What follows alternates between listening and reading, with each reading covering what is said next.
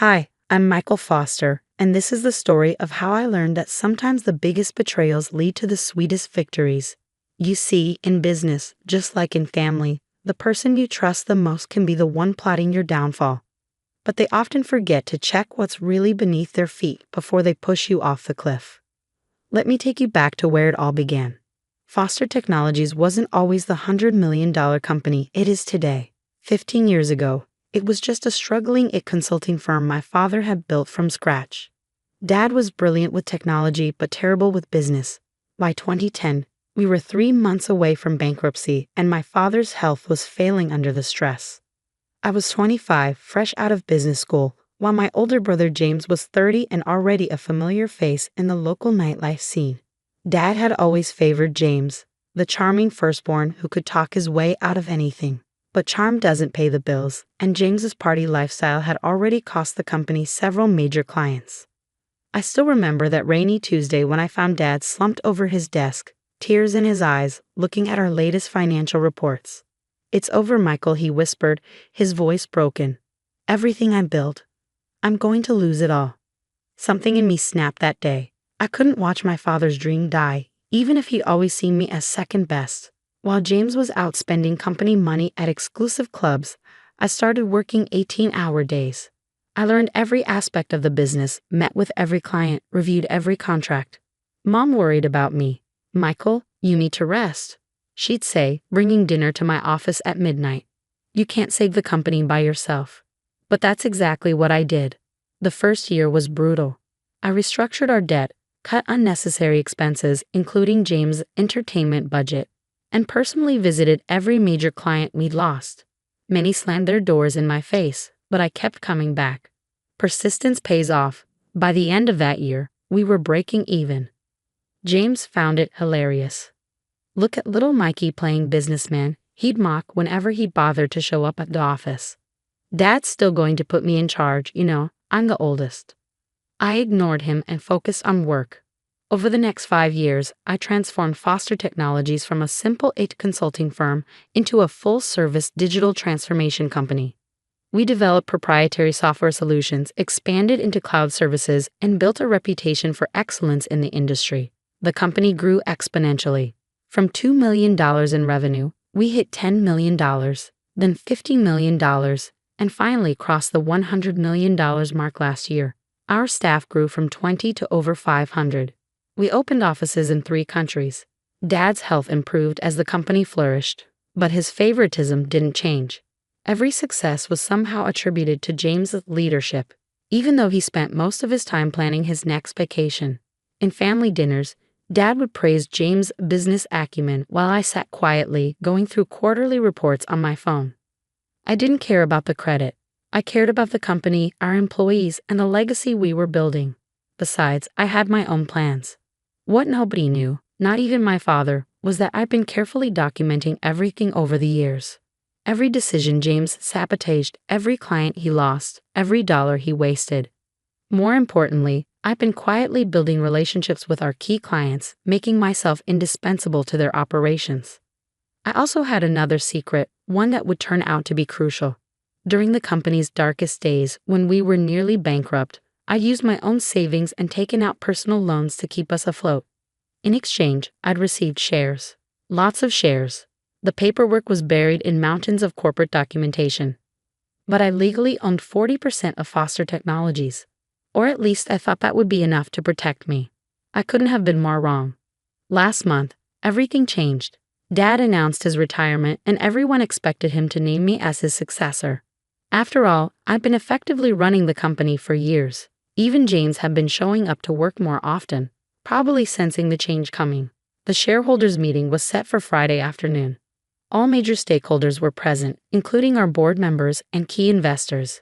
I prepared a comprehensive presentation about our growth strategy for the next 5 years. Dad stood up to make his announcement.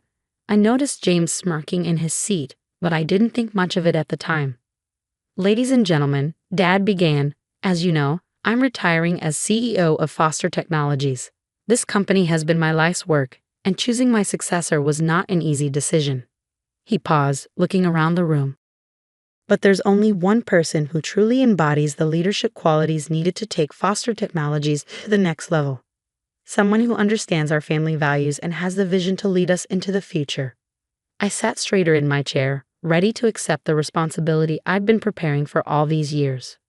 My son, James Foster, will be taking over as CEO effective immediately. The room went silent.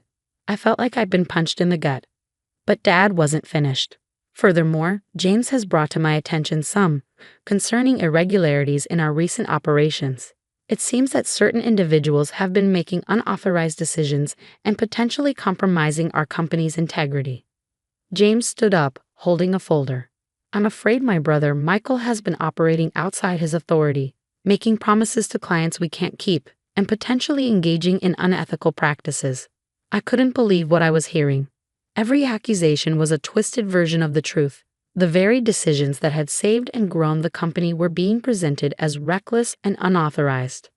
Therefore, Dad continued, as my final act as CEO, I'm terminating Michael's employment with Foster Technologies, effective immediately.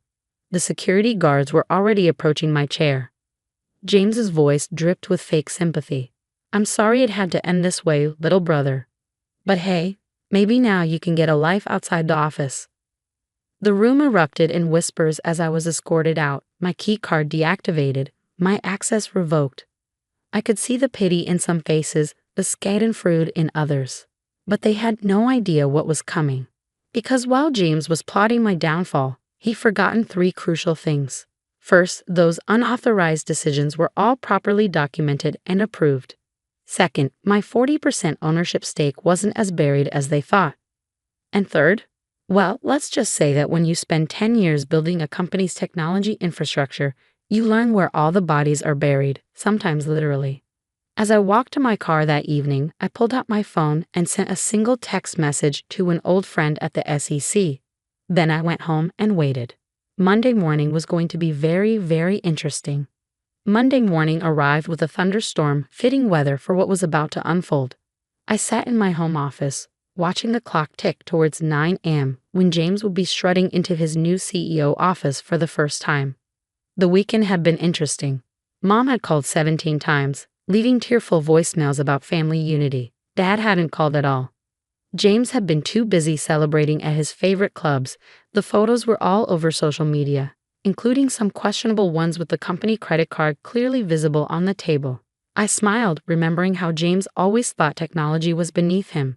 That's geek stuff, he'd say, refusing to learn even basic cybersecurity protocols. Well, that arrogance was about to cost him dearly. At exactly 9:15 a.m., my phone buzzed. A text from Sarah, my loyal executive assistant who James hadn't bothered to fire. Probably because he thought she just brought coffee. It's starting, her message read.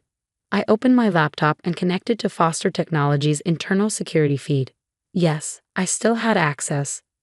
When you build a system from the ground up, you always leave yourself a back door. The camera in the CEO's office showed James walking in, coffee in hand, ready to begin his reign. He sat in a leather chair, my chair, and pressed the power button on his computer.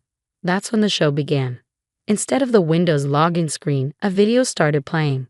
It was security footage from 3 years ago, showing James in this very office, making a deal with our biggest competitor to sell them our client data. The audio was crystal clear. Of course I can get you their information, James's voice rang out. My idiot brother does all the work anyway. Just make sure the payment goes to my Cayman account.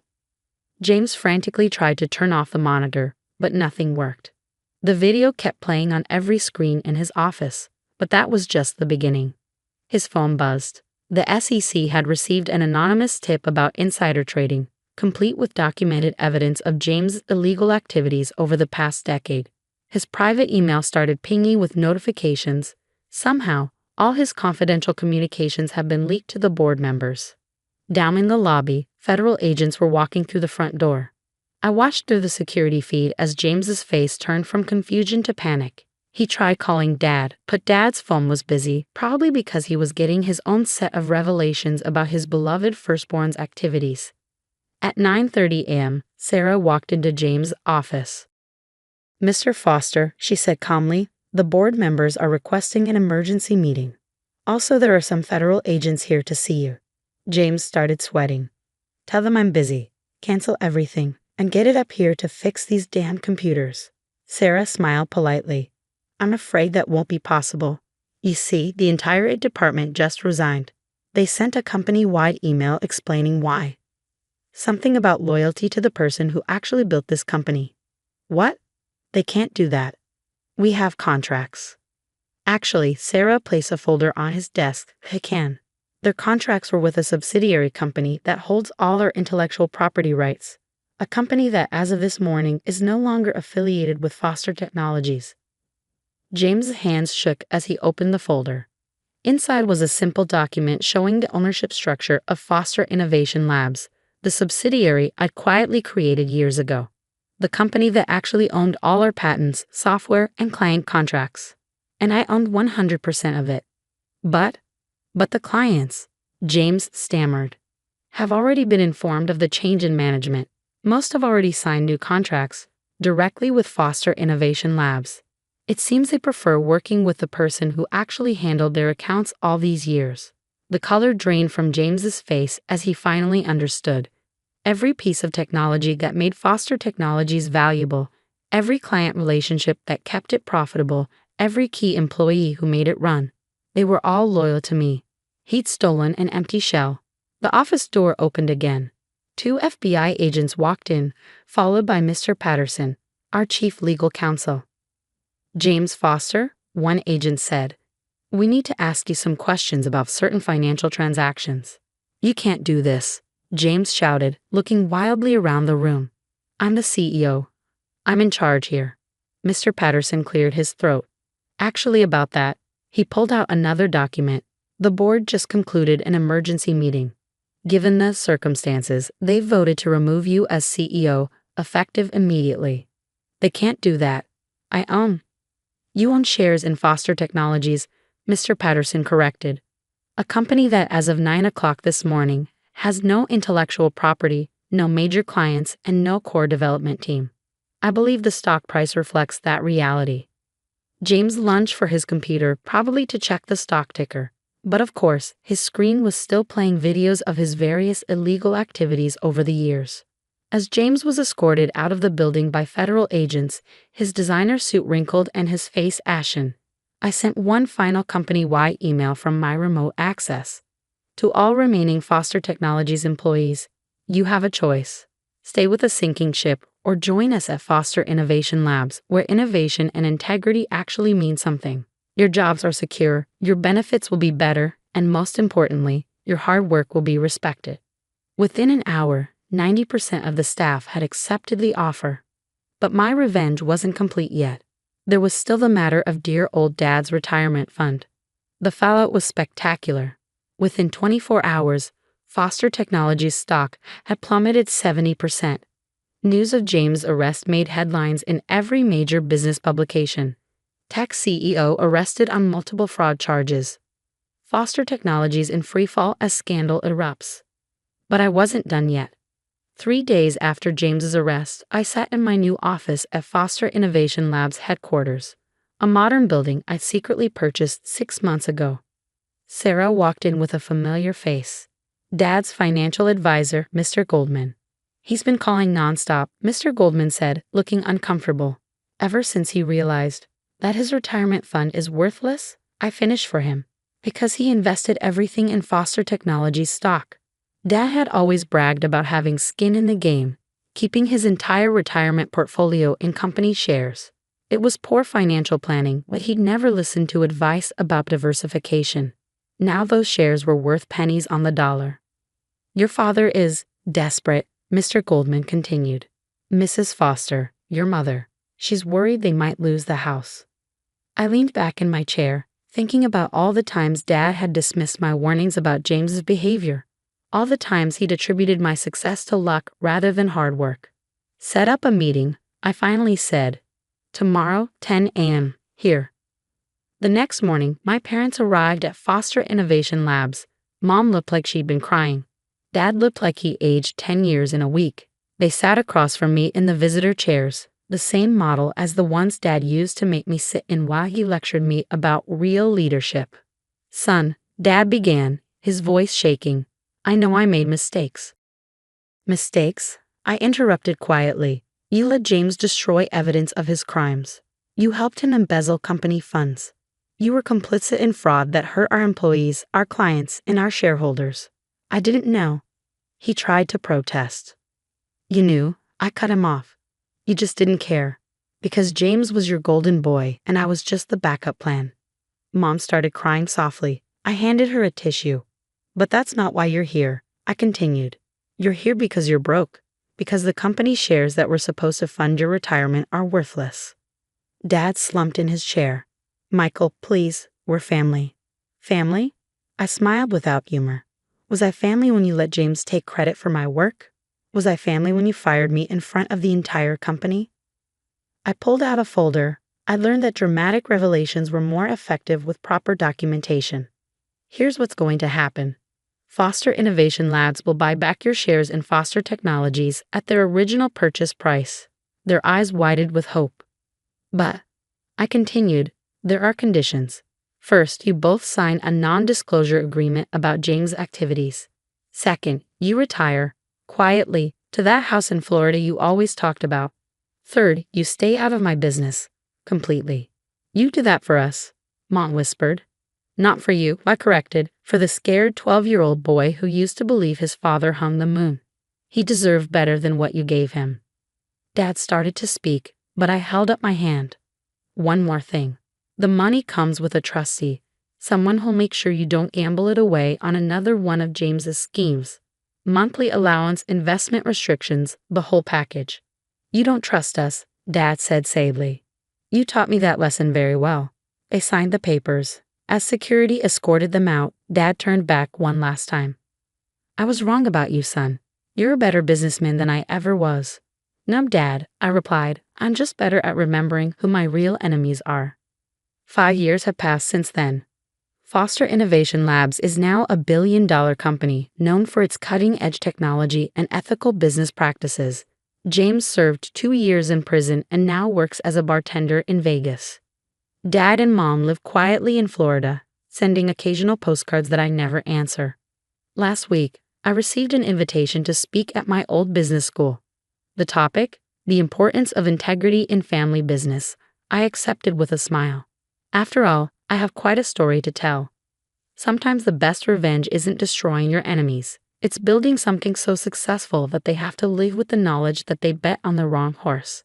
And as for those who wonder how the quiet one, the careful one, the backup plan pulled off such a complete victory, well, let's just say that while the peacocks are busy showing off their feathers, the eagles are watching, waiting, and planning their next move. Because in business, just like in life, it's not about who starts at the top. It's about who's still standing when the dust settles.